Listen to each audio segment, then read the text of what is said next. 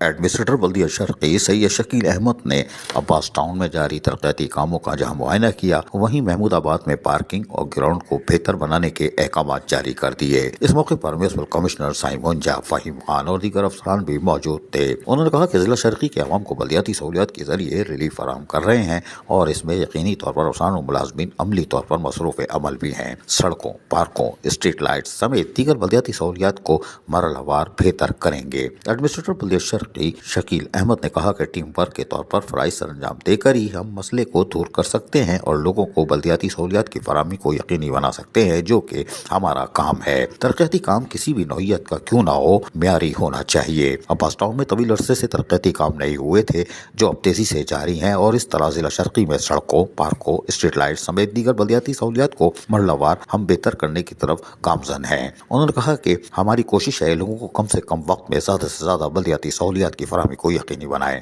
اس موقع پر superintending engineer Salman Memon, executive engineer Jamal Abbas نے ایڈمنسٹریٹر سید شکیل احمد اور میونسپل کمشنر سائمون جا فہیم خان کو عباس ٹاؤن میں جاری ترقیاتی کاموں کے حوالے سے بریفنگ دی۔ عزیز عارف، KBS بلدیاتی نیوز، کراچی۔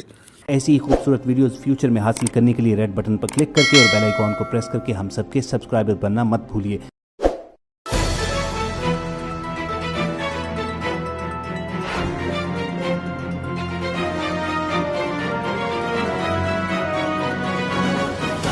KBS بلدیاتی نیوز۔